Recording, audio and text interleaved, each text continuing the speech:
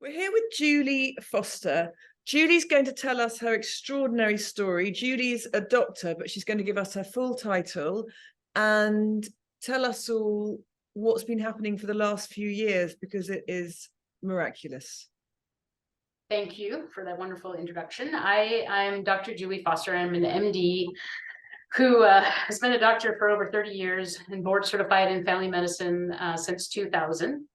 I took an acupuncture class that was given for physicians only in 2015 because being an MD in the States is not an easy job. We're expected to see about 20 patients a day, and that is not fun. So initially I took an acupuncture class because it was being recommended in Cochrane reviews, which is a evidence-based medicine approach, as beneficial for back pain and many other things, hoping that I could transition to a concierge practice. And I did that in 2017 and did acupuncture for a couple of years, and it was awesome. But sometime in 2020, I started to be able to feel people's pain with my hands. And I no longer had to ask them, does this acupuncture point hurt or does this one hurt? I knew which point hurt.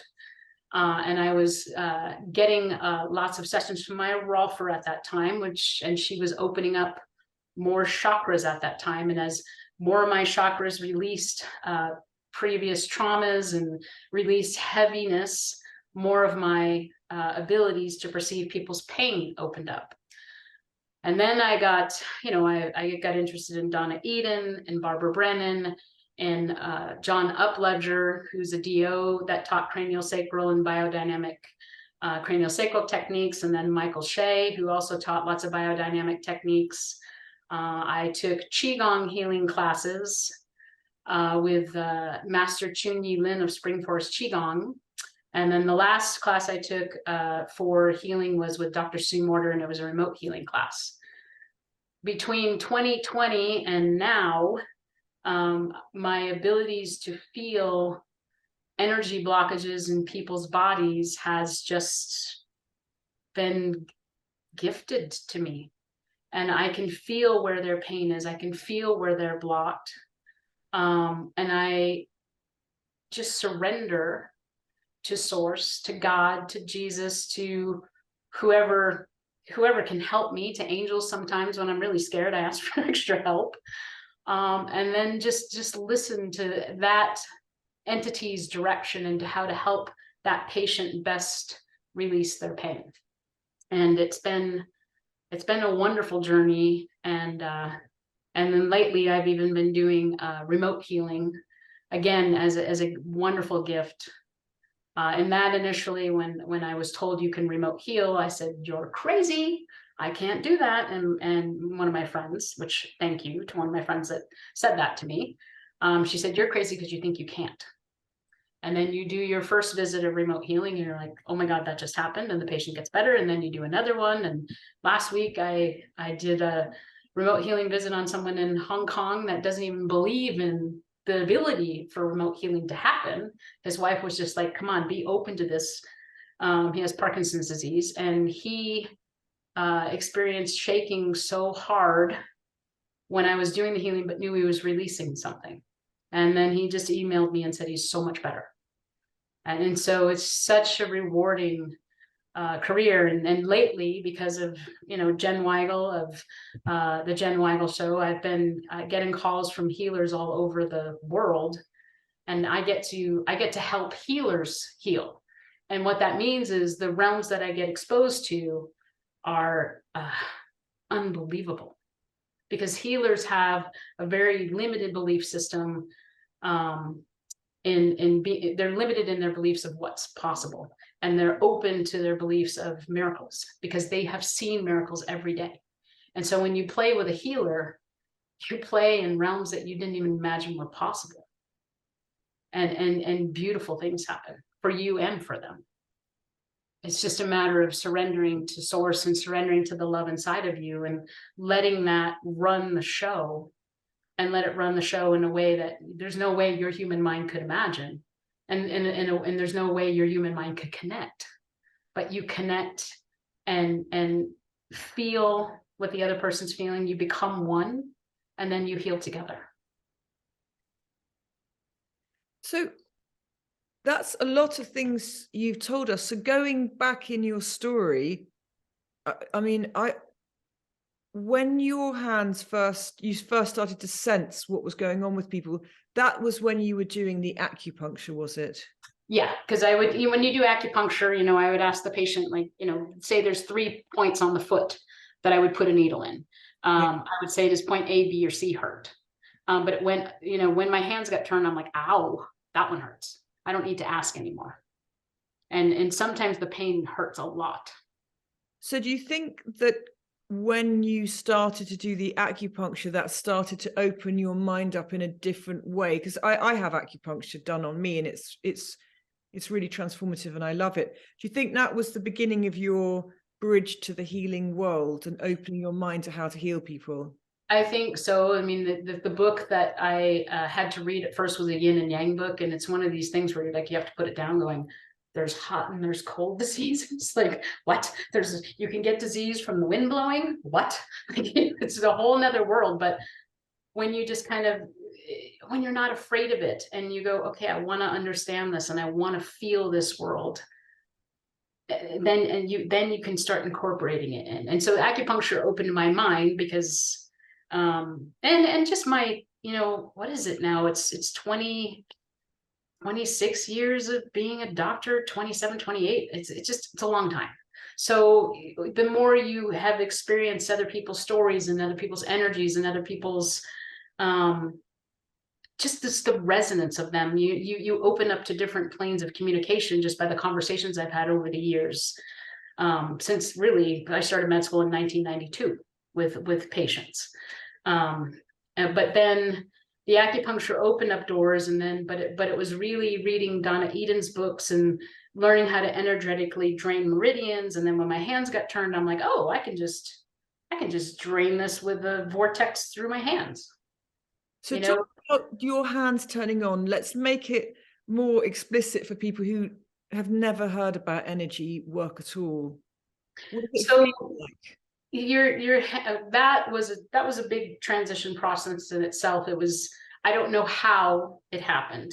I all of a sudden one day, I think as I cleaned up my heart, my blockages, my limited belief system, maybe even with what I was seeing on the table with acupuncture, then you allow this whole nother wavelength or bandwidth of energies to go into your body. But I think it was Donna Eden's classes that I started to take when she talked about just draining meridians through touch.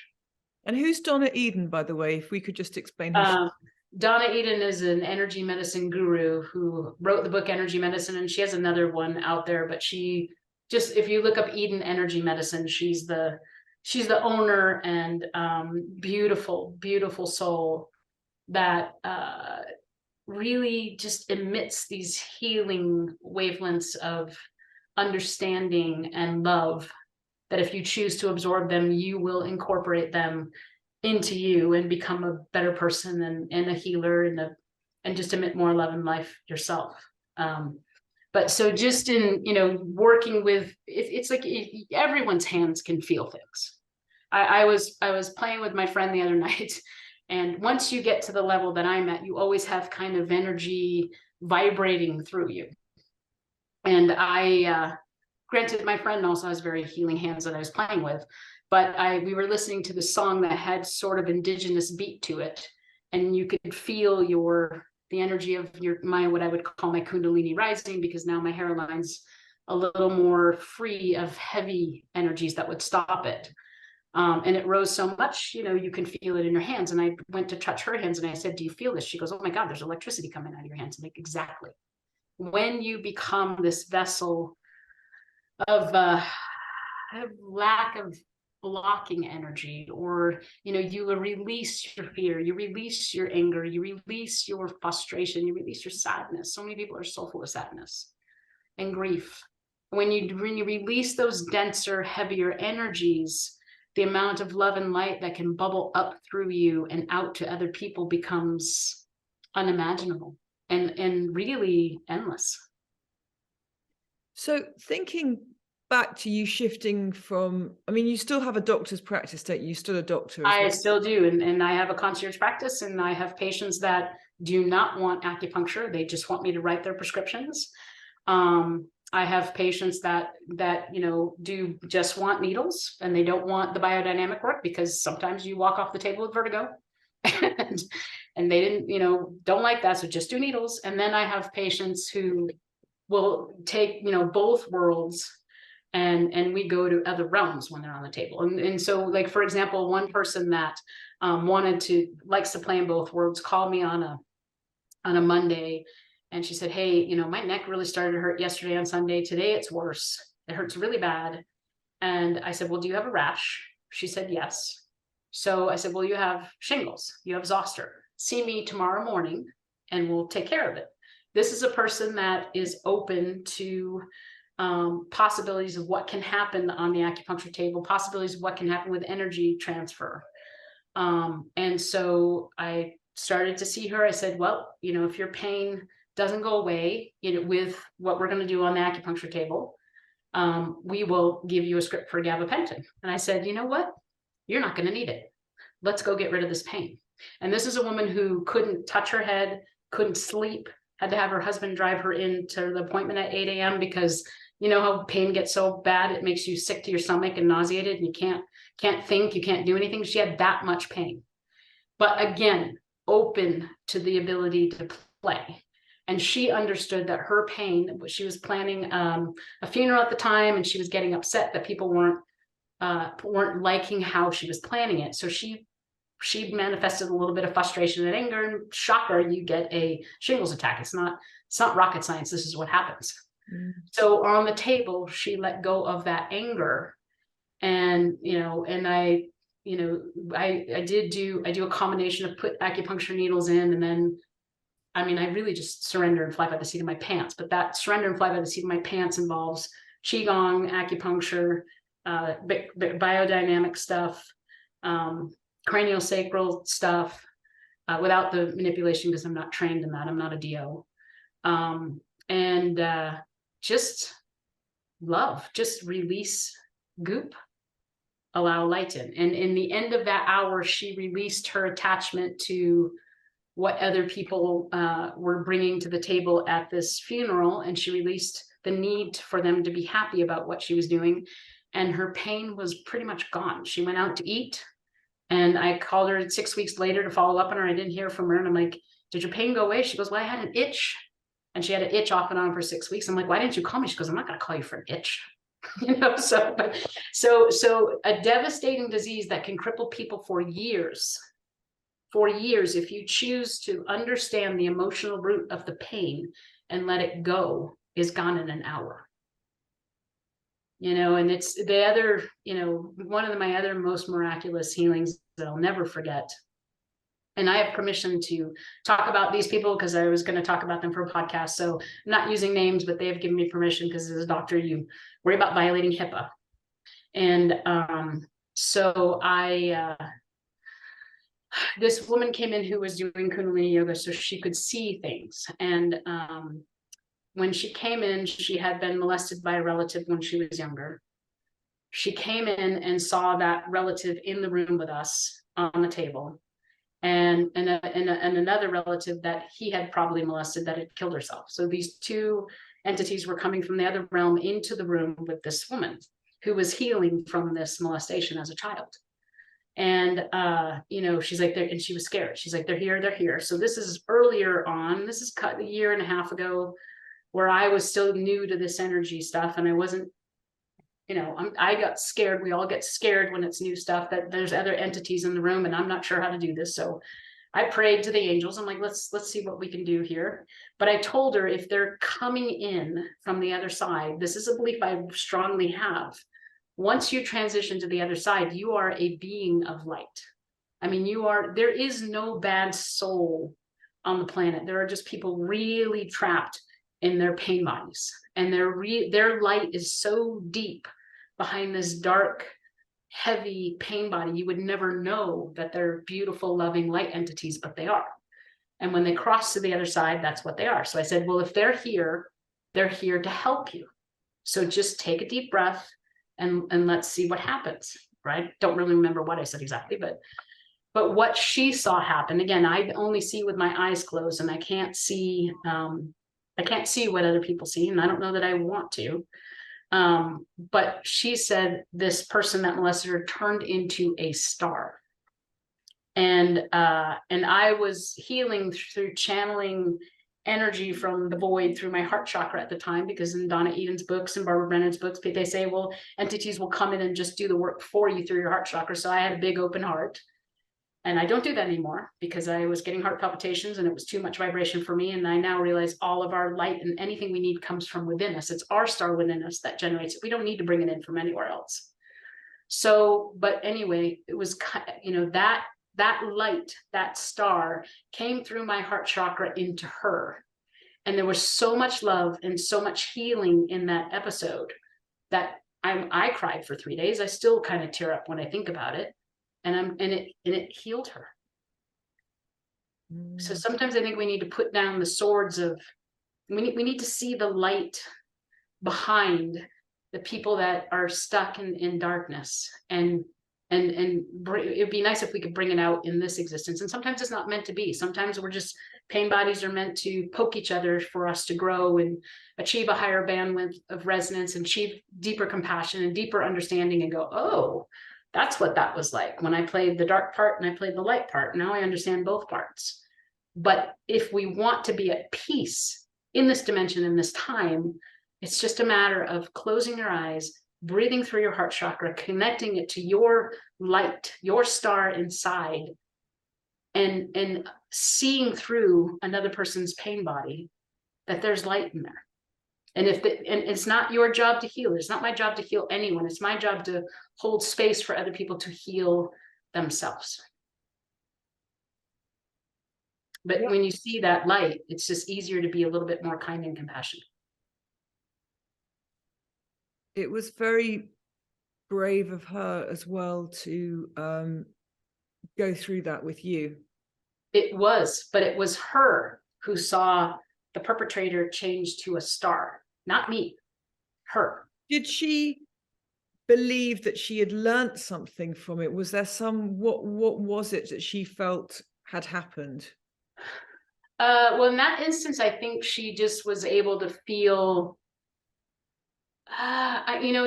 Sue Morter, tells the story of the bus stop. It's drsumorter.com. I have a lot of faith in her, and a lot of other people like Michael Newman, who's written books where, what happens between lives. Brian Weiss writes the ones of past lives. But Sue Morter's rendition of what we do between lives, I think, is the best rendition. She describes that we have a group of, I think Michael Newman says we have a group out of 100 souls we come to the planet with. And Sue says we are at this bus stop before we come to the planet. And this person, who got molested would have chose to want to have a 10 out of 10 forgiveness in this lifetime.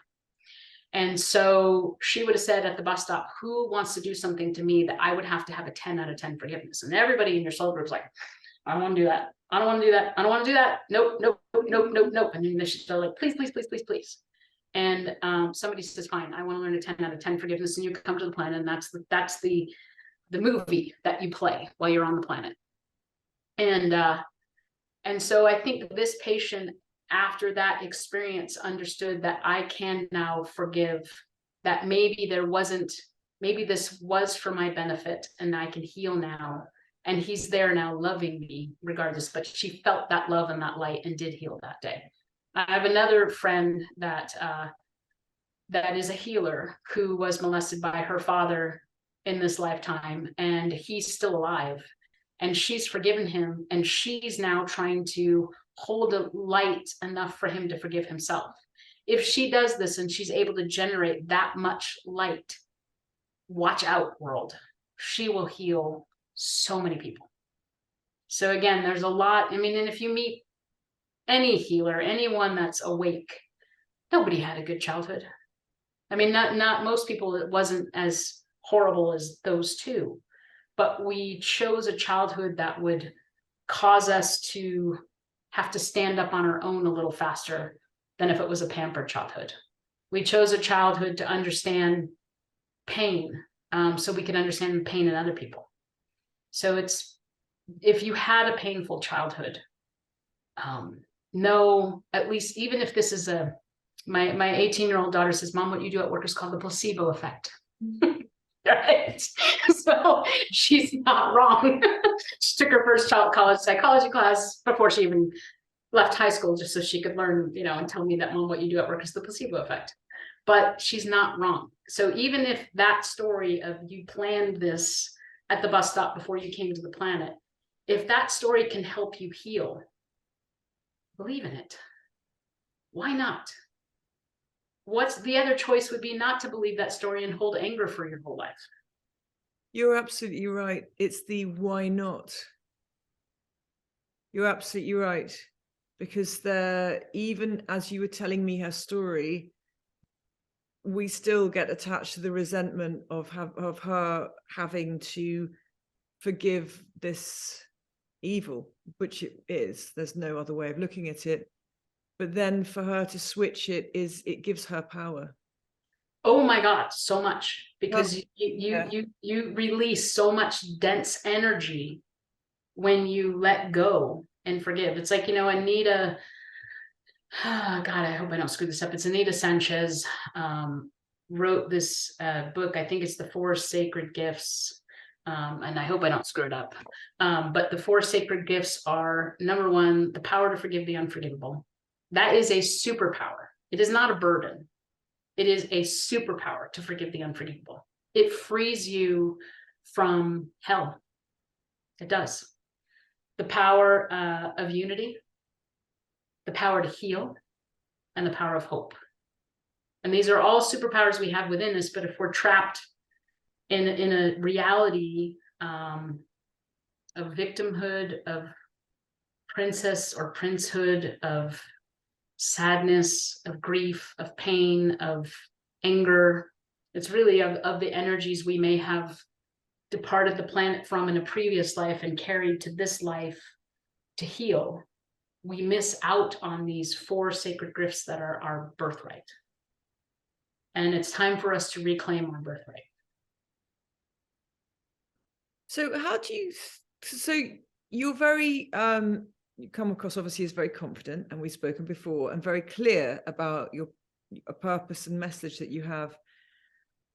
What was it like sort of switching from being a full-time doctor to incorporating these other ideas into your life? I mean, did it initially feel strange when you first took those steps to being an acupuncturist? Or were you always open-minded? The acupuncture was easy. I think I have been told I've done that in a previous life, so it was easy, and I've had time to really kind of explore it and understand it. This energy part, whole nother world. It has not been. It's been a huge reality shift, and that reality shift was not easy.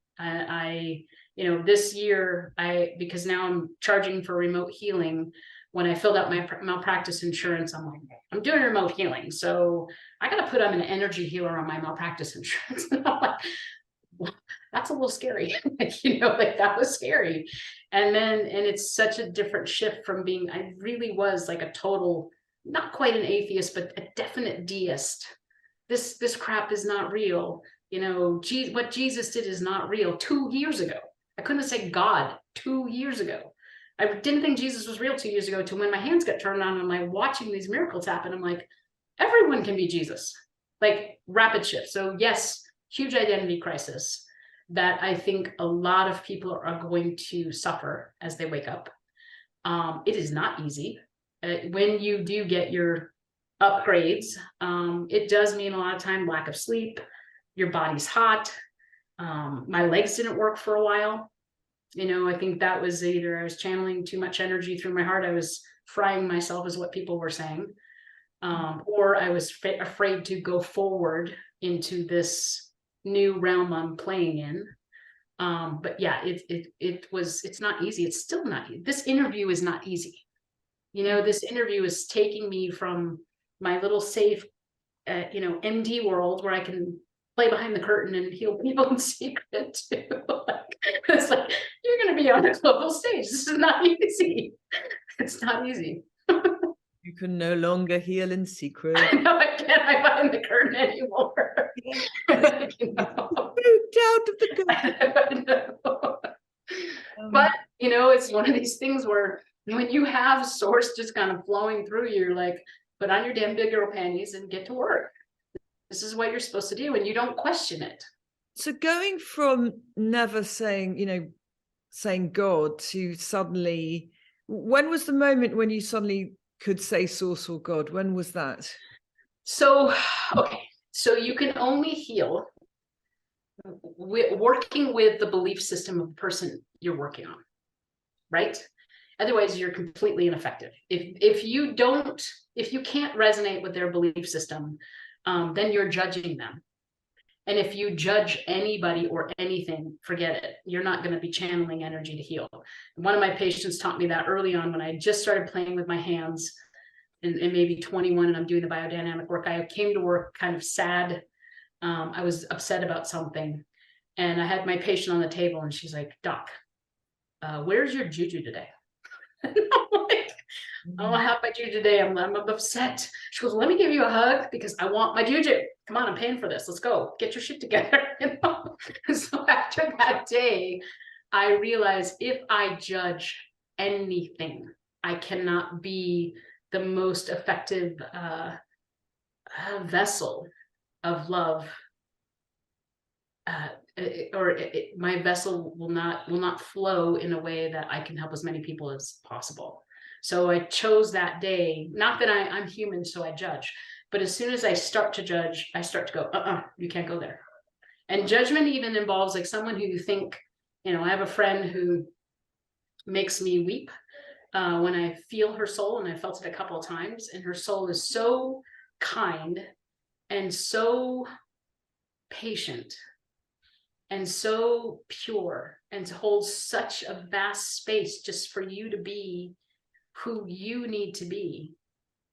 I mean, she's beautiful, and she's a healer, but I think she could be a more powerful healer, and even judging her to say, come on, you're playing human, and that's fine, but it's time to incorporate beyond the human realm. When I judge her, I'm hurting myself, and I'm hurting her, because judgment is a wavelength of energy that is destructive and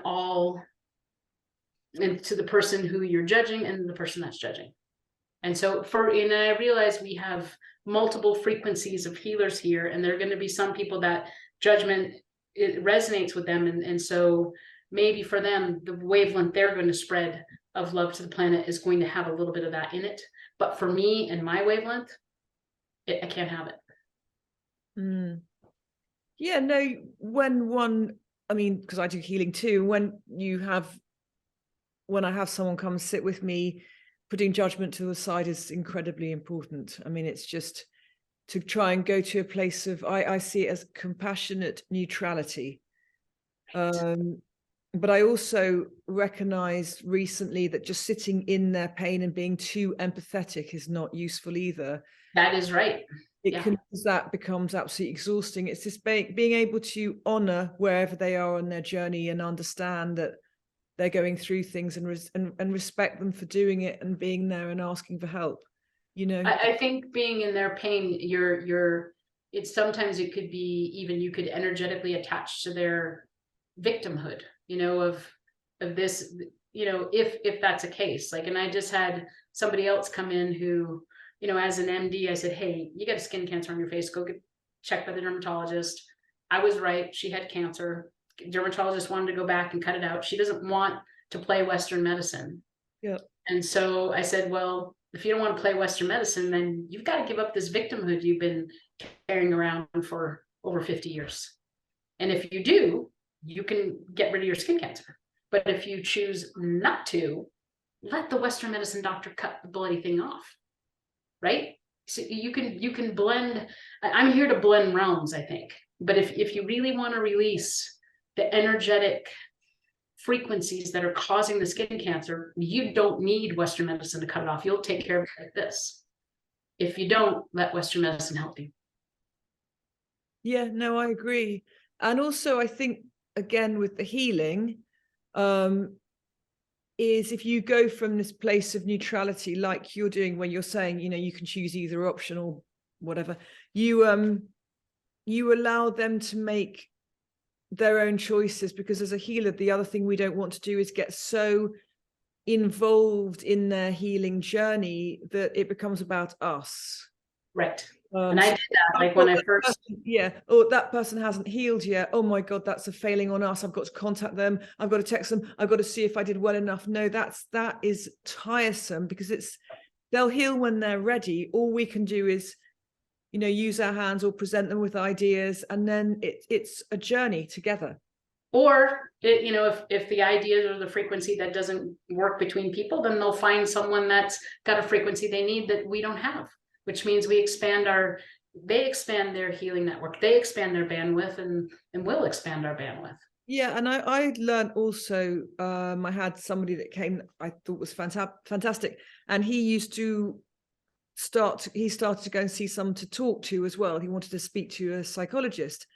And I remember for a split second, I thought, oh, he's going somewhere else, not me. And then actually it was exactly what he needed to do, because we were doing two very different parts of the puzzle. And the more I've been doing this work, the more I've realized that a community is everything, because we get different things from different people. It's like a family. You don't just want one family member. Once you start spreading it out, they may need to go off and see a chiropractor. They may need to see a nutritionist. You know, you spread it and it's more powerful, I think. I saw someone this morning with back pain, and I think she took on someone's fear, and it triggered her own fear, and it's caused her pain, because that's where you feel your fear, and then not wanting to move forward and not wanting to let go. And I think in this last couple of months, the energy has been like, look, let's heal as much as you can, because you need to be as much of a light, loving bandwidth as possible right now.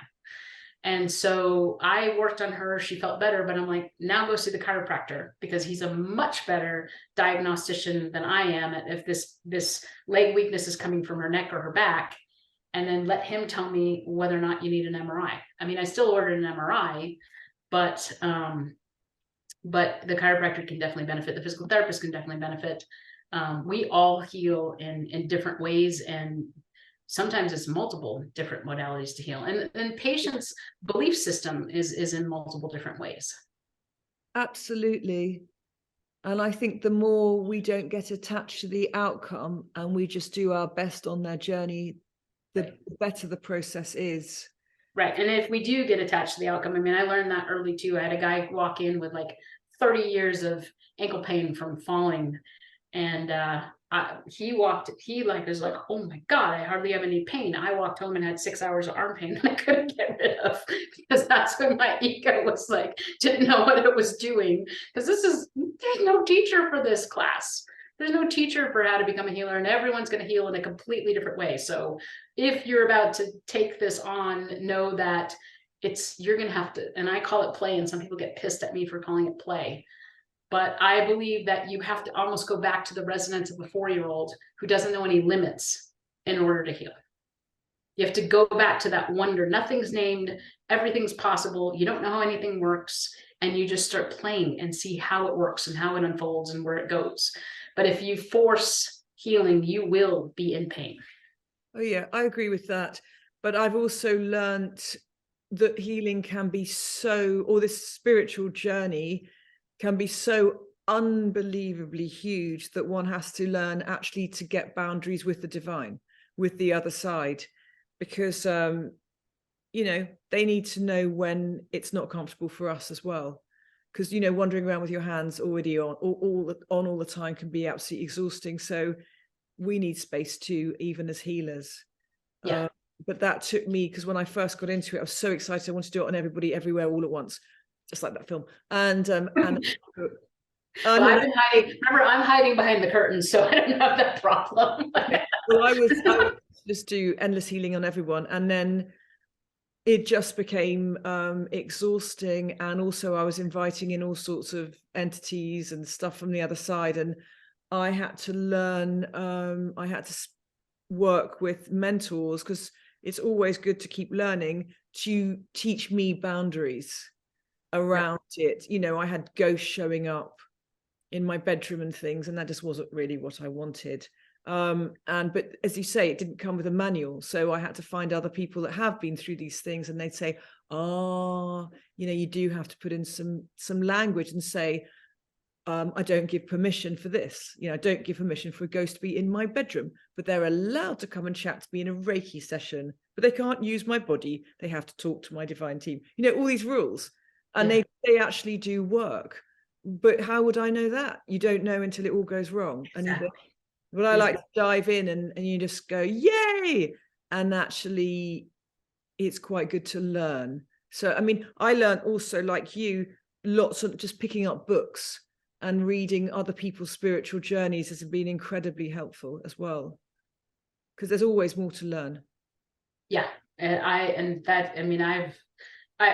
coached softball for 9 years. I coached high school softball for 3 years. I loved it. I loved the kids I was working with. Some of them were just these incredible beings of light that I met through those 9 years of coaching. I mean, a lot of our kids are more advanced than we are, soul-wise and light-wise and judgment-wise. They're beautiful, beautiful beings.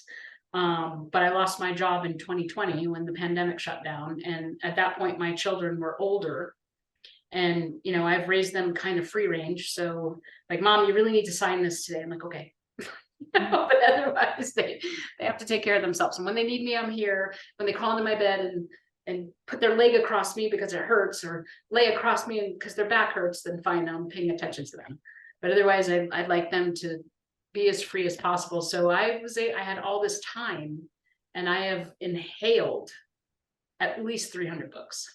Wow. I mean, just, and everyone, I'm like, David Wilcox, I can't remember which book it was, but he talked about how if you're going to sit in your spaceship chair, that we have spaceships on the planet, and there's 2 prongs in the back of the chair, like in this place here, right there, and this point in the body is small intestine 11, and it's a window to heaven point.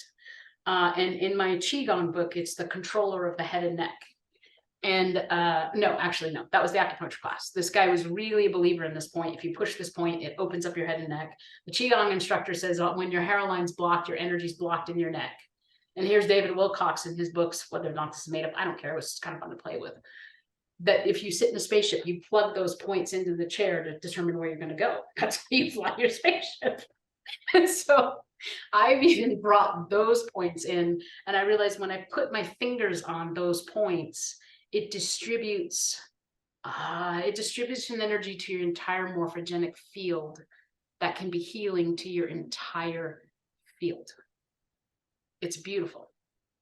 So you just kind of read, when you do this and you have the brain that likes to play like mine does, I'm like, oh, let's try that and see what happens. Let's try this and see what happens. And then you just bring it in, and the ones where it works and you see beautiful things. And part of seeing beautiful things is you've been introduced to that idea. You're a divine being, you create. So you create a beautiful thing out of the idea you've been introduced. You embody it and you create with it. You know, one of the downloads I got a couple weeks back was, our thoughts create reality. Our emotions solidify it. So if you're in a fearful place, you're going to see a scene through fear. You're going to see scary people. You're going to feel scary things. That reality is solidified into a place where you will absorb fear. If you're in a place of joy, your reality becomes solidified where there's light, and maybe there's an angel. You know, I was talking to one of the psychics that Jen Weigel had in one of her spiritual social clubs. And she was saying how one woman thought Jesus was following her around. And that woman's like, the psychic said, yes, the only time I've saw Jesus following somebody around. Another woman thought Archangel Michael was following her around all day. And the psychic is like, that's the only time I've seen Archangel Michael follow somebody around all day. So who's creating, where did Jesus and Archangel Michael come from? Are they divine energies that chose that person? Or did that person think of them so much and feel them with such a frequency of energy, they got that person hanging out all day? I don't know, but as I said to you, when I went to India, I'd never even heard of Krishna until a lady sat down on the plane next to me and said to me, and she suddenly said to me, I'm a devotee of Krishna. This is after talking for 7 hours. I'm a devotee of Krishna. Your driver, as we were going to go from Delhi to Delhi to Jaipur, sorry, 7 hours. No, I'm telling a lie. It's 5 hours. She said, your driver's going to fall asleep. This is a warning to you. She grabbed my arm and her face changed into something else. It looked like a man's face. And I thought, this is really strange. And we got into that car, but because of the story, I told it to my friend because I knew I'd fall asleep. We traveled 30 hours. And then within 3 hours, the driver was fast asleep on the wheel. And if she hadn't given us that warning, we would have had a crash for definite. And the other thing is, she never had a seat next to me. She said she was compelled to move next to me on the plane. Her seat was somewhere else on the plane. And it was interesting to me that Krishna came, and I'd never thought about him once. I'd only ever heard of Hare Krishna. I'd never even really thought Krishna, Hare Krishna. I didn't even know that it was the same type of group, same thing. So there's many ways the divine connect with you. We could think that maybe those people were thinking of Archangel Michael, but maybe they were thinking of Archangel Michael because Archangel Michael kept Exactly. asking them to think about Archangel Michael. Exactly. I'd never once thought about Krishna, and now Krishna, shows up in all sorts of ways in my life. I hadn't even considered Krishna, but as you said, in another life, maybe I was a devotee of Krishna. Who knows? So you just needed a little reminder. But it doesn't really matter. But I do think we are divine beings that have that ability to, if we think Jesus is there, he's there. Oh, I agree with you. We bring that energy into our essence. I grew up without religion, and I was working on somebody who was quite Catholic, and then suddenly out of the corner of my eye I saw Jesus basically floating around, and initially I thought, well, I'm not Catholic and I'm not Christian either, so I'm not going to mention Jesus. And then I thought, well, Jesus is still hanging around. And finally I thought, oh God, I just better mention Jesus. I said, oh, by the way, Jesus is just trying to get into your garden and hang out with you. And they were absolutely thrilled. And it was in that moment I thought, oh, I'm being so narrow-minded just because that wasn't what I grew up with. It doesn't mean to say I shouldn't embrace it. So that's when I started opening these doors to these ideas of deities that are here like a divine family to help us. So I've had Buddha show up, all sorts have shown up, and it's thrilling. And they come with a different feeling. Jesus is very kind, and I like his sandals, a bit of a revolutionary, right up my street, whereas Buddha is very serene, different feelings. But yeah, sometimes I think they come because they're supposed to, and other times we call them in. But does it matter? I think you wouldn't be able to see them. Maybe sometimes you wouldn't be able to see them if you were living in more of a fear bandwidth, but you're living in an open, happy. And so that's the reality. Again, you manifest based on the emotional composition of what is going on within. Yeah, and also who we are. So, when I was young, I went out into the world being interested, looking for answers, being open to everything and wondering. I think sometimes people, it might be right in front of them, but they don't see it because they're choosing not to see. As you say, if they're looking at the world from a place of fear or lack, or they're just not interested in seeing things, there could be gifts being given to them every single day, but they just don't see the gifts. Well, and I think we also have been brainwashed into an extremely limiting belief system. I agree with you. And I think that the fact that we can only see this tiny little shell of possibility because what we've been brainwashed into, we're missing this beautiful realm outside of the brainwashing. And when you open up that realm, I've read in a couple of books, and I haven't verified this, but in a couple of different books I've read, if a child cuts off their finger before a certain age, they can grow their entire finger back.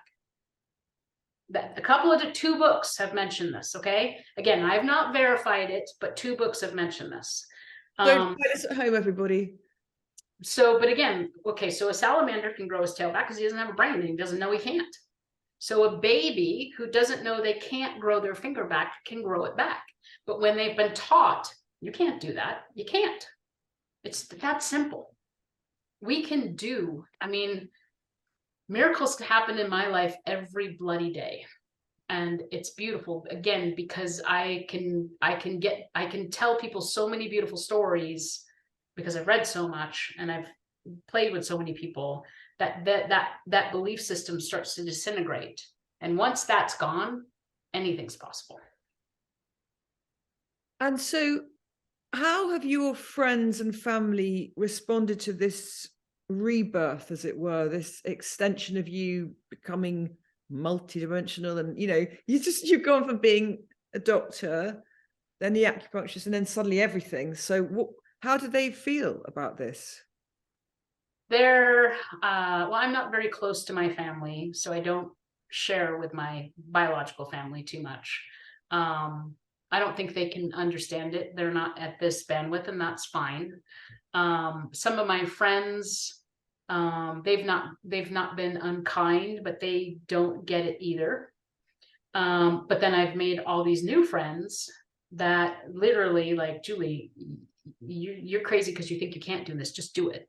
I mean, this is the group of friends this is a very beautiful place that I live in. I'm not going to tell anybody because I don't want anybody else to move here. It's already too expensive to be here. But it's like, I have to buy a house. Like, no, don't move here. but it is a beautiful, energetic vibration where I live, and there's a ton of healers here, and I keep having more of them walk into my room to play with. And so again, as my bandwidth has gone up, the people that have surrounded me to support me to go where I'm going, it's been unbelievable.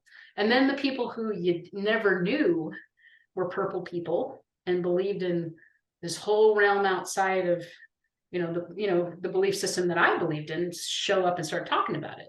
So when you make the shift, you will find people that are on the same bandwidth as you. And if you are open and allow it. And I've been very blessed. My whole life I've been blessed. I mean, I grew up a free lunch kid in an abusive household. It wasn't terribly abusive, but it wasn't fun. And I knew I kind of was detached even at a young age from my family. And I think I've been told I was born with that spirit of forlornness to protect me from getting stuck in that dense mess of bullshit. And I'm grateful for that. And I'm fortunate. I mean, I remember getting kicked, so hard when I was 5. I got kicked off the ground, and I think I was 5. And I turned around and like, well, that was a stupid solution to that. Like that was not the correct response to that action. I'd shut my younger sister's finger in the car door because I was getting out of the car, and I got kicked for that. And so even at 5, though, I didn't take that as a personal like insult, or I wasn't wounded. I was like, what is wrong with you?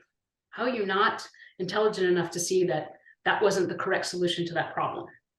But I'm fortunate that way. But I also, every step of my life, I thank God was born with a halfway decent brain. So school was not hard for me. I didn't get straight A's like my kids do, but they are way smart. They have much higher IQs than I do. So I expect more of them. But I had people step in and say, okay, you're going to go to this college. Let me get you money. I went to college, private school for free. I was an athlete. So I played 3 sports in high school and actually 3 sports in college. And I had the coaches to give me confidence. And I also had teammates, like my high school softball team is in the Hall of Fame. My college volleyball team is in the Hall of Fame. So I've had all these people support me, even for medical school. My dad didn't even go to high school. So, he had an 8th grade education. My mom only had a high school education. So I'm way out of the family realm to go to medical school. But the first guy I met in medical school, I told him who I was, and I've been working since I was 11, and this is who I am. He goes, oh, you're coming in the fall again. So it's like my whole life I have people implanted to allow me to get to where I'm at, including you.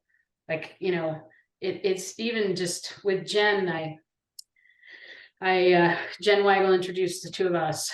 I started my website, Brighten All Souls, last spring, just because I was getting this download, like, woman, you need to start this website and get it up and running so you can tell healing stories on the website, so you can show what's possible if you're not stuck in the limited, I didn't understand that at that time, but now I understand, if you're not stuck in a limited belief system, you can do this. So get this website up and running.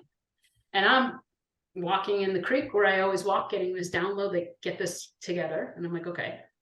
And then I'm thinking, well, I know I listened to Jen's podcast. I'm like, I bet you this woman, I should email her and she'll get this, she'll help me get people to tell their stories on my website.